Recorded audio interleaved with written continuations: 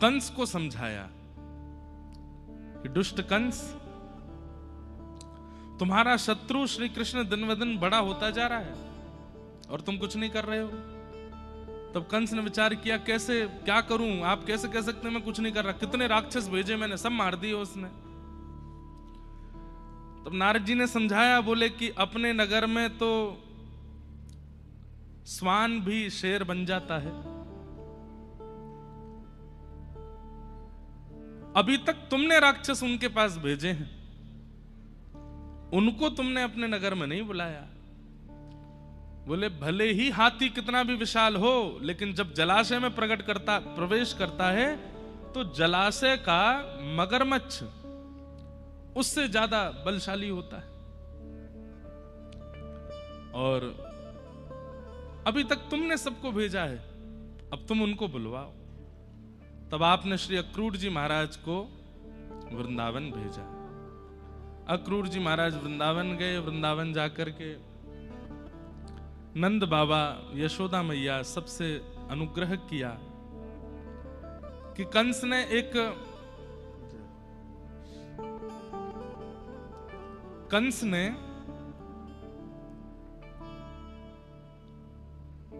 धनुर्यज्ञ किया, और उस धनुर्यज्ञ में ब्रज के अलग अलग स्थानों से लोगों को पुरस्कार देने के लिए बुला रहे हैं।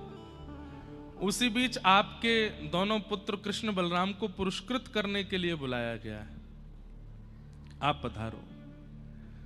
यशोदा मैया बोली, मोह तो अपनो लाला ना भेजनो, कोई पुरस्कार ना चाहिए।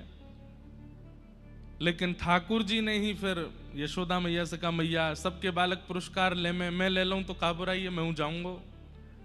और सब बातें हुई, बहुत रोई यशोदा मैया, सब ब्रजवासी भी बड़े व्याकुल हो गए। ठाकुर जी ने सबको आश्वासन दिया, मैं परसों आ जाऊंगा, तुम चिंता मत करो। और ठाकुर जी वृंदावन से मथुरा चले गए। मथुरा जाकर के ठाकुर जी ने कुबलिया पीड़ हाथी का उद्धार किया।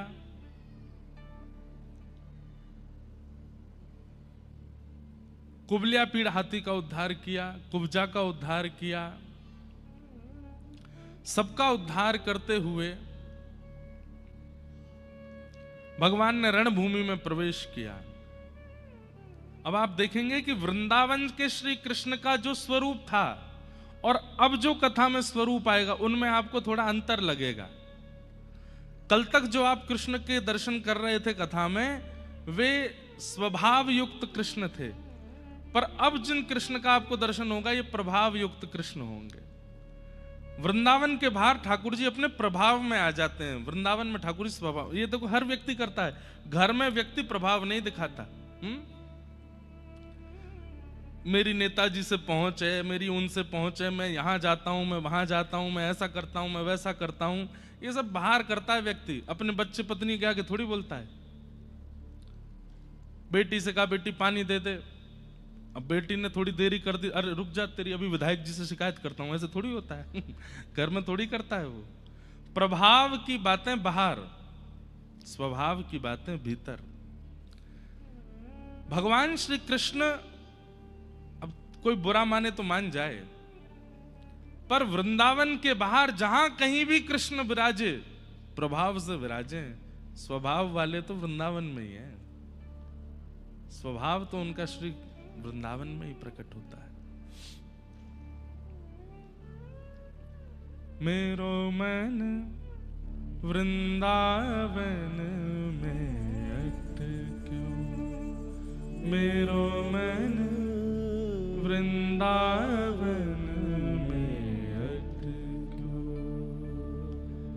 बन के जोगन डोलत ब्रज में, बन के जोगन डोलत ब्रज में, पीवत यमुना जल को, मेरो मन वृंदावन में अटक्यो, मेरो मन वृंदावन में अटक्यो। वृंदावन में स्वभाव है कृष्ण का। ठाकुर जी जैसे ही पहुंचे मथुरा में जाकर के प्रभाव दिखाने लगे। रणभूमि में जैसे ही प्रवेश किया, मल्लानाम अशनिर्णीनाम नरवर स्त्रीणाम स्मरो मूर्तिमान, मल्लानाम अशनिर्णीनाम नरवर स्त्रीणाम स्मरो मूर्तिमान, गोपानां स्वजनो सतां क्षितिभुजां शास्त्रा सुपित्रो शिशु, मृत्युर्भोजपतिर्विराट विदुषां तत्त्वं परमयोगिनां, वृष्णीनां परदेवतेत विदितो रंगं गतः साग्रज। सबको भगवान अलग अलग दिखाई दे रहे हैं। एक ही श्री कृष्ण कंस की रणभूमि में प्रवेश कर रहे हैं और सबको ठाकुर जी अलग अलग रूप में दिखाई दे रहे हैं। मल्लानाम मशनिर्णीनाम नरवर स्त्रीणाम स्मरो मूर्तिमान। बड़े, इधर देखो, यहां देखो, बड़े बड़े मल्लों को, मतलब मल्ल कहते हैं पहलवानों को, बड़े बड़े मल्लों को ठाकुर जी पहलवान ही दिख रहे हैं। 11 वर्ष 56 दिन की आयु है आज ठाकुर जी की। कितनी? लेकिन 11 वर्ष 56 दिन के ठाकुर जी 50-50 साल के मल्लों को अपने जैसे ही दिख रहे हैं कि ये भी पहलवान हैं। बिना दांत वाले जितने भी बूढ़े बड़े वहां बैठे हैं, सबको ठाकुर जी अपने नाती पोता के रूप में दिख रहे हैं। किशोरी कन्याओं को ठाकुर जी अपने प्रियतम रूप में दिख रहे हैं। छोटे छोटे ग्वाल बालों को ठाकुर जी अपने सखा के रूप में दिख रहे हैं। लेकिन 50 सिड्डी ऊपर बैठे हुए कंस को ठाकुर जी अपनी मृत्यु के रूप में दिख रहे हैं। भगवान की सुंदरता का इतना वर्णन किया गया भागवत जी में, रामायण में राम जी का, लेकिन दुर्भाग्य देखो कंस को इतने सुंदर श्री कृष्ण में भी मृत्यु दिख रही है, और रावण को प्रभु श्री राम में अपनी मृत्यु का दर्शन होता है। इतने सुंदर ठाकुर जी होते हुए भी उनको सुंदर दिखाई नहीं दिए। इसका अभिप्राय क्या है?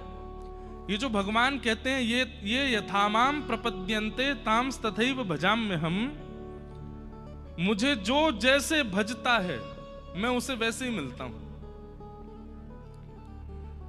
आपने ठाकुर जी को केवल देने वाला समझ रखा है। विपत्ति आएंगी तो देंगे, पैसे घट जाएंगे तो देंगे। तो ठाकुर जी आपके सामने सेठ साहूकार से ही आएंगे।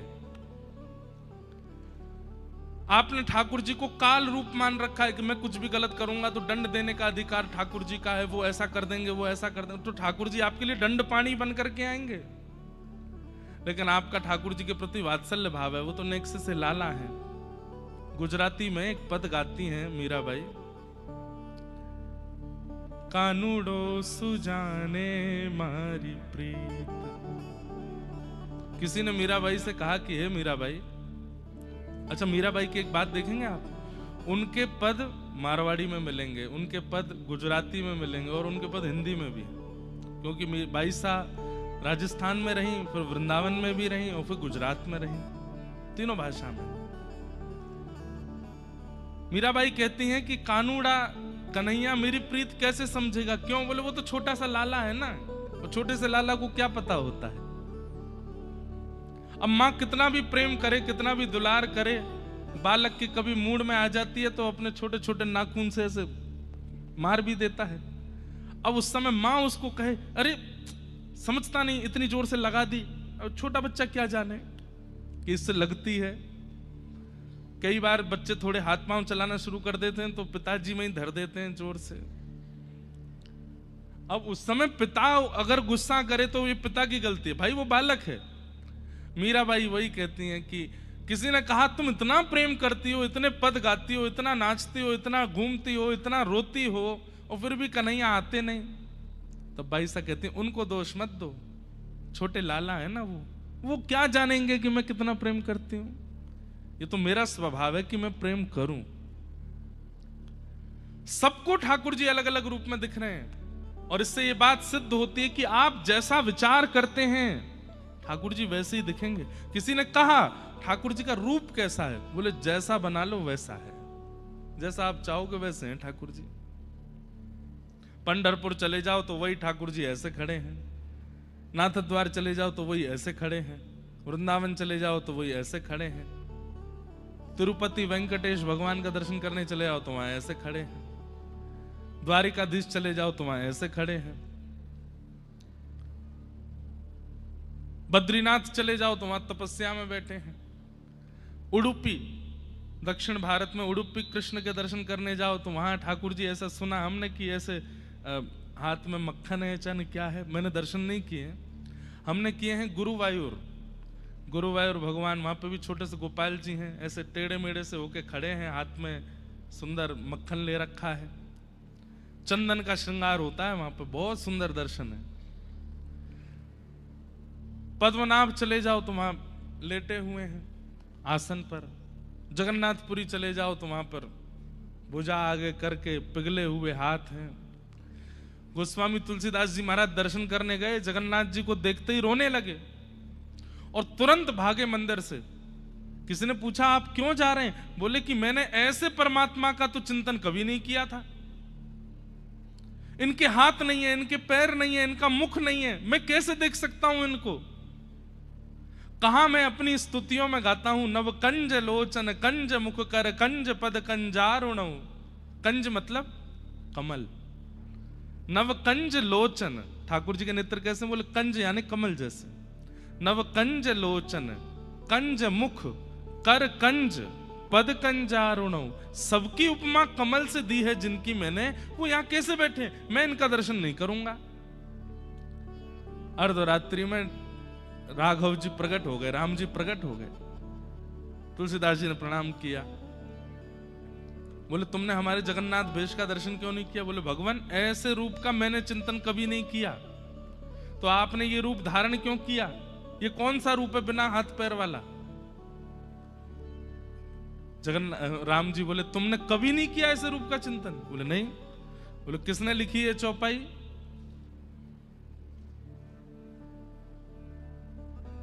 कैसे है मैं तो भूल गया, निज कर कर्म करहु विधि नाना, बिन पग चलहि सुनहि बिन काना, बिन पग चलहि सुनहि बिन काना, कर बिनु कर्म, निज कर कर्म करहु विधि नाना।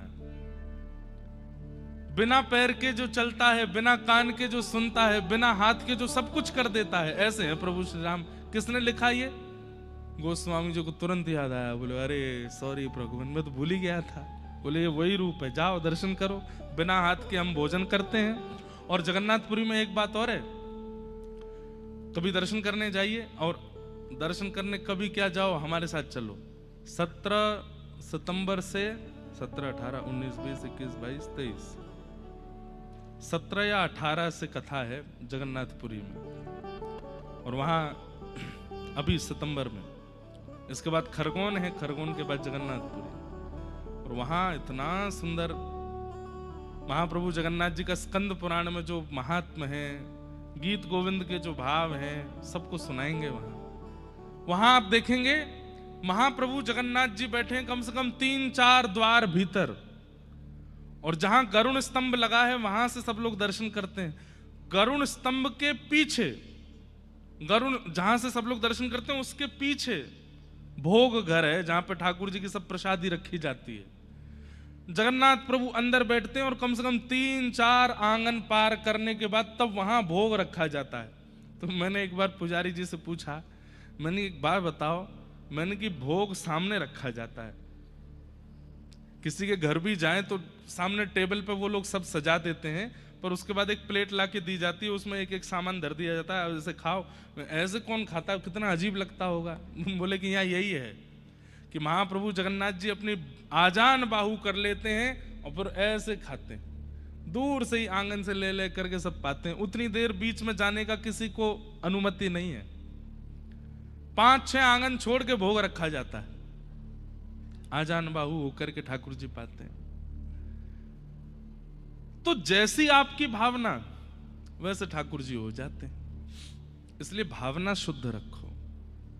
कंस की भावना में वो मृत्यु स्वरूप हैं, तो अत्यंत सुंदर श्याम सुंदर भी उसको मृत्यु के जैसे दिखाई दे रहे हैं। जिन श्री कृष्ण को देख करके गोपियां कहती हैं अक्षणवताम फलमिदम न परम विदाम, और उन श्री कृष्ण को कंस देख करके घबरा रहा है। ये कैसे हो सकता है? अरे स्पष्ट है, नृसिंह बन करके भगवान आए, हिरण्यकश्यप व्याकुल हो गया देख करके, लेकिन प्रहलाद जी भयभीत ही नहीं हुई। लक्ष्मी डर के भाग गई, सब देवता डर के भागे, पर प्रहलाद जी को भय नहीं लगा। क्यों? क्योंकि चित्त में जो भावना है उसके अनुसार ठाकुर जी। मुझे तो कभी कभी लगता है राधा रमन जी हमको काले दिखते हैं, बिहारी जी हमको काले दिखते हैं, राधा वल्लभ जी हमको काले दिखते हैं। ये जब तक काले दिख रहे हैं समझो अभी तक हमारे चित्त में भक्ति प्रकट नहीं भई। जिस दिन ये नीले नीले दिखने लग जाएं समझो कि अब प्रेम प्रकट हुआ है, अब हमारा चित्त शुद्ध हुआ है। क्योंकि ठाकुर जी कारे थोड़े हैं, ठाकुर जी सांवरे हैं, ठाकुर जी नीलमणि हैं।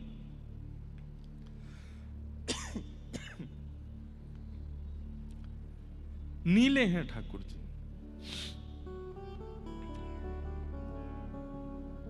भगवान ने मल्लों के साथ युद्ध किया, 50 सीढ़ियों ऊपर छलांग मार करके दोनों भुजाओं से कंस को उठा करके पृथ्वी में जैसे ही पटका प्राण निकल गए और पूरे मथुरावासी आनंद करने लगे, उत्सव मनाने लगे। कंस को मार दिया भगवान ने। बोलो कंस मर्दन भगवान की।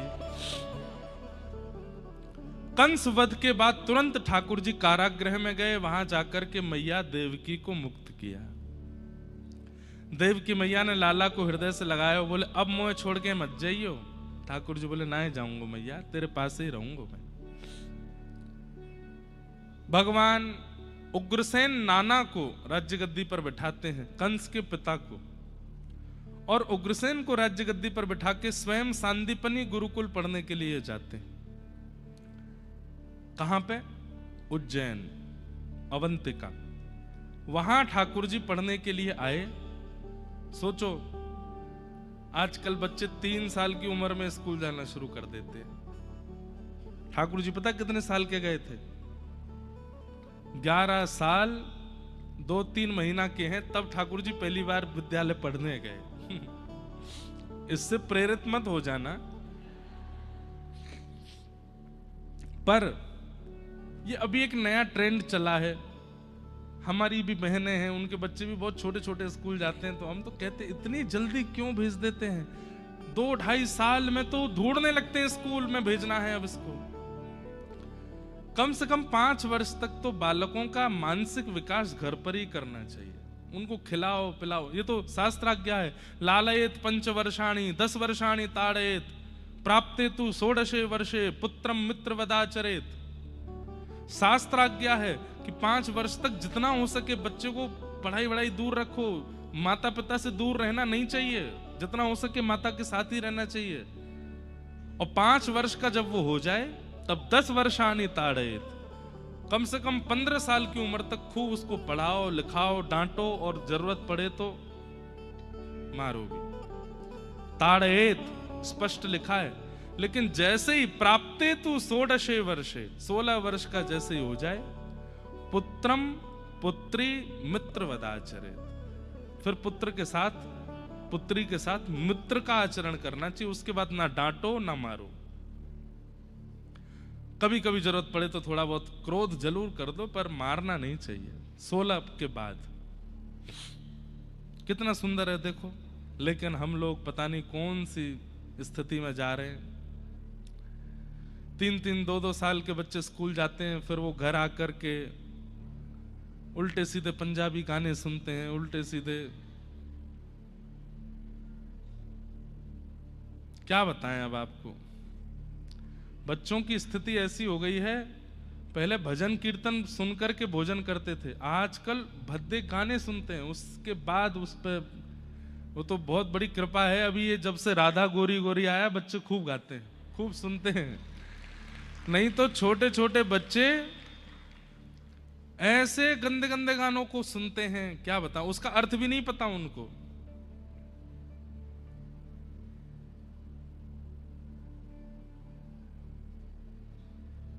हम तो यहां मंच से बता भी नहीं सकते कैसे गाने, छोड़ो। पर आप लोग विचार कीजिए, छोटे छोटे बच्चों को कथाएं सुनाओ, लीलाएं सुनाओ, कीर्तन सुनाओ, भजन सुनाओ, उसका आदी बनाओ उनको। तो भगवान 11 वर्ष कुछ महीने की अवस्था में सांदीपनि उपाध्याय जी के यहाँ पढ़ने के लिए आए। उपाध्याय किनको कहते हैं? जिनके समीप जाकर के अध्ययन करने का सौभाग्य भगवान को भी प्राप्त हुआ, उन्हें उपाध्याय कहते हैं। सांदीपनि उपाध्याय जी के यहाँ जाकर के भगवान ने अध्ययन किया और वहां ठाकुर जी को अपने परम सखा मिले जिनका नाम था सुदामा। बचपन में जो ठाकुर जी के सखा उनका नाम श्री दामा है और ये ठाकुर जी के मित्र सुदामा है। कुछ वर्ष वहां अध्ययन करने के बाद ठाकुर जी वापस मथुरा आए। जैसे ही मथुरा में प्रवेश किया, हाथी घोड़ा महाराज, खूब सारी पुष्प वर्षा हो रही है, लाखों की तादाद में मथुरावासी खड़े हैं। राजा धीराज वसुदेव नंदन देव की नंदन गौ ब्राह्मण प्रतिपालक श्री कृष्णचंद्र महाराज की जय हो। लेकिन ये स्वर ठाकुर जी को अच्छे नहीं लग रहे। ठाकुर जी कह रहे हैं, यशोदा मैया कहती कान्हा, तनुआ, गोपाल, गोविंद, एक एक शब्द के वो नाम कितने सुंदर लगते थे। अब कितना लंबा चौड़ा मेरा नाम हो गया है और सब लोग पांव पूज रहे हैं। ठाकुर जी एक राजकुमार की तरह सुंदर वेशभूषा पहन करके, कहाँ वृंदावन में तो केवल कटकाचनी पहन करके ठाकुर जी घूमते थे। 2-4 माला गले में डाल ली और वो भी नहीं मिलती तो ठाकुर जी वनमाली भेष करते थे अपने आप। कभी आम के पत्ते तोड़ लिए, कहीं से नीम के पत्ते तोड़ लिए, उनके गुच्छा बना करके यहाँ पहन लिए, कहीं जाकर के खूब सारे पुष्प अलग अलग लेकर के अपने केश में गूंथ के यहाँ पहन लिए। कुछ बेल होती है ना ऐसे चढ़ जाती हैं जो ऊपर, उन बेलों को लेकर के अपनी कमर में कौंधरी बांध लेते, यहाँ पर बाजूबंद बांध लेते, यहाँ हाथ में पहन लेते। खूब सारी घास लगा लेते चारों तरफ और इधर, और फिर उसके बाद गैयाओं को बुलावे वाली जो श्रृंगी है वो बजाते, तो गैया पूंछ उठा के दौड़ के आती और ठाकुर जी मानो गैयाओं से कहते कि मैंने इतनी सारी हरी पत्ती लगा रखी हैं और कहां पाओगी, मेरे ऊपर तो चर ले। सब गैया ठाकुर जी के पीछे भागती। ठाकुर जी कभी टीला पे चढ़ गए, कभी पेड़ पे चढ़ गए, गैया सब चारों तरफ से घेर के खड़ी हैं। बीच में एक जगह ऐसी आवे, सब गाय घेर लेती हैं ठाकुर जी को। ठाकुर जी नीचे लेट जाते हैं। अब कोई पैरों में चाट रही है, कोई यहाँ से घास चाट रही है, कोई इधर चाट रही है। तो जब जीभ से चाटने तो ठाकुर जी को गुदगुदी होती है, जोर जोर से हंस के ठाकुर जी निकल के भागते हैं। ऊपर से नीचे तक गैया की जीभ के रसायन से अभिषेक हो जाता है ठाकुर जी का। और फिर ठाकुर जी अपना मुंह पहुंच करके फिर घूमते हैं। लेकिन अब राजा बन गए, राजकुमार हो गए। सोने की जूती पहनते हैं, जड़ाऊ सोने के पटके पहनते हैं, सुंदर धोती पहनते हैं, राजा धीराज कहकर के सब स्वागत करते हैं। ठाकुर जी को ये भाता नहीं। वापस लौट करके ठाकुर जी जब आए, देवकी मैया ने अपनी गोद में बिठा लियो, मेरो लाला जन्म लेती चलो गो वृंदावन, माते आयो चलो गो विद्यालय, अब मोह छोड़ के मत जाइयो कहीं भी। ठाकुर जी बोले ना मैया अब नहीं जाऊंगा। लेकिन देवकी मैया के इस अंक से लगते हैं, पर याद आ रही है यशोदा मैया की। अपने कक्ष में जाकर के उस खिड़की को खोलते हैं जहां से वृंदावन दिखाई देता है और एक एक भाव का स्मरण करते हैं। बहुत रुदन करने लगे ठाकुर जी वृंदावन की याद में। तो मैया ने उद्धव से कहा तुम जाकर के समझाओ। और उद्धव जी जाकर के ठाकुर जी से कहते हैं नाथ आप क्यों ऐसे हो रहे हैं? आप परमात्मा हैं, आप ईश्वर हैं, आप भगवान हैं। ये मोह होना, आसक्ति होना, व्याकुल होना, ये मानवों का धर्म है। आप परमात्मा हैं, आप मुक्त रहते हैं, आप ऐसे क्यों हो रहे हैं? ठाकुर जी बोले उद्धव मैं ज्ञान के पाश में नहीं बंध सकता, मैं वैराग्य के पाश में नहीं बंध सकता, पर पता नहीं मुझे ऐसा लगता है मैं प्रेम के पास में बंध जाता हूं। प्रेम की रस्सी मुझे बांध लेती है। उद्धव जी सुन के जोर से हंसने लगे, बोले ये सब क्या है, प्रेम व्रेम कुछ नहीं होता ठाकुर जी, आप कहां विचार कर रहे हैं? भगवान बोले तुझे कभी प्रेम हुआ नहीं इसलिए ऐसे बोल रहा है। बंधुओं उद्धव अति प्रिय हैं भगवान के। उनके लिए कहा जाता है वृष्णिनाम प्रवरो मंत्री कृष्णस्य दैत सखा।